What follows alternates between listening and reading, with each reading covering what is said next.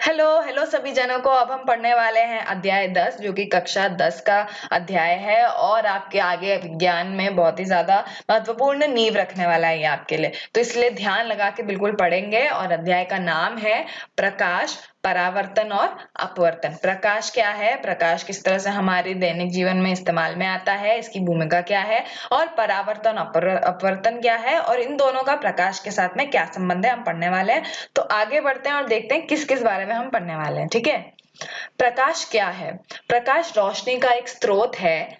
यह प्राकृतिक या बनावटी हो सकता है। तो प्रकाश क्या है? हमारी रोशनी जहां से आती है उसका एक स्रोत है और ये प्राकृतिक भी हो सकता है और बनावटी भी हो सकता है। प्राकृतिक माने तो सूरज जो है वो हमारा प्राकृतिक स्रोत है, और बनावटी मतलब जो हमारे टॉर्च होते हैं, हमारे घर पे जो लाइटें होती है ना, वो सारी हमारी बनावटी स्रोत होते हैं रोशनी के। तो इसलिए वो प्राकृतिक भी हो सकते हैं और वो बनावटी भी हो सकते हैं।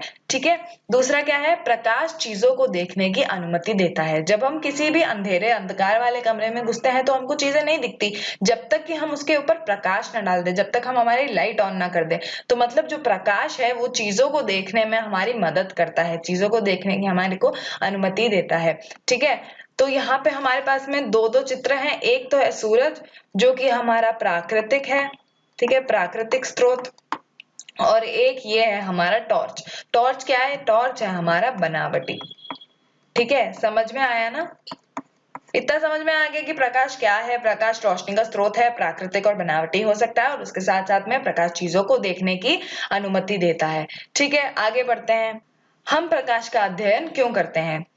हम प्रकाश का अध्ययन इसलिए करते हैं ताकि हमको समझ में आए कि हमारे जो जीवित जीव हैं हमारे आसपास और हम भी उसमें, उसके विकास में प्रकाश एक महत्वपूर्ण भूमिका क्यों निभाता है। हमारे जो आसपास जो भी जीव जंतु हैं, हमारा अपना जीवन, उन सब के विकास में प्रकाश की एक महत्वपूर्ण भूमिका है। वो क्यों है, वो क्या है, इसके बारे में समझने के लिए हम प्रकाश का अध्ययन करते हैं। ठीक है, तो पहला पॉइंट तो ये हो गया।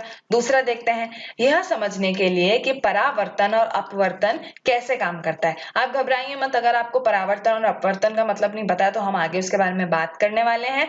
तो परावर्तन और अपवर्तन जो है वो भी प्रकाश की वजह से ही होता है, और ये काम कैसे करता है ये हम प्रकाश का अध्ययन करते करते समझेंगे। ठीक है, ये समझ में आ गया। अब तीसरा अंत वाला क्या है? विभिन्न लेंसों पर प्रतिबिंब निर्माण को समझना। हमारे बहुत अलग अलग तरह के लेंस होते हैं, हमारे आंखों में भी एक लेंस होता है। तो इन सब के बारे में समझने के लिए हमको प्रकाश का अध्ययन करना पड़ेगा। क्यों?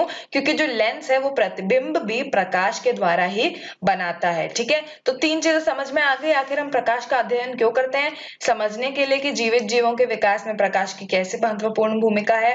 तो दूसरा है परावर्तन और अपवर्तन किस तरह से काम करते हैं ये समझने के लिए। और अंतिम अंत वाला है विभिन्न लेंसों पर प्रतिबिंब निर्माण को समझना।